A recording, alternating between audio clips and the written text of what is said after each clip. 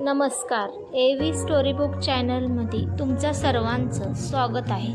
बृहस्पती नगराच्या उतानचरण राजाचा मुलगा ध्रुव लहानपणी सावत्र सुरुची हिने केलेल्या अपमानामुळे या मनुष्यद्वेषी जगाचा संपर्क नको म्हणून तो मधुबन अरण्यात जाऊन तप करू लागला. त्याचे वाढलेले तपसामर्थ्य पाहून नारदाने इंद्राला सावध केले.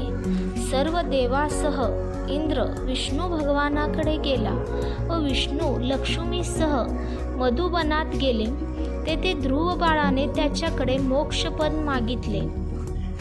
यावर भगवंत म्हणाले, तुला मोक्षपद मी दिलेच आहे, पण घरी जाऊन तू आधी आपल्या वडिलांच्या राज्याचा स्वीकार कर, उत्तम पद्धतीने राज्य कर. नंतर तू इच्छा करशील तेव्हा तुला मोक्षपद प्राप्त होईल.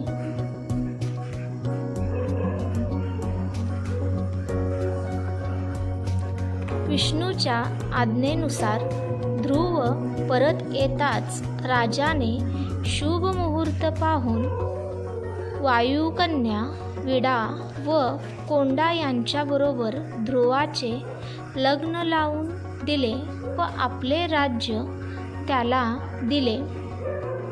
सुरुचीलाही एक पुत्र असून त्याचे नाव उत्तम होते. एके दिवशी उत्तम सैन्य घेऊन शिकारीसाठी अरण्यात गेला होता. ते अरण्य यक्षपतीचे होते.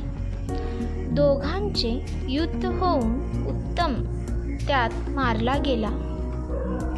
पुत्र शोकामुळे सुरुची वेडीपिशी झाली. यक्षाची खोड मोडतो असे म्हणून ध्रुव सैन्य घेऊन यक्षावर चालून गेला.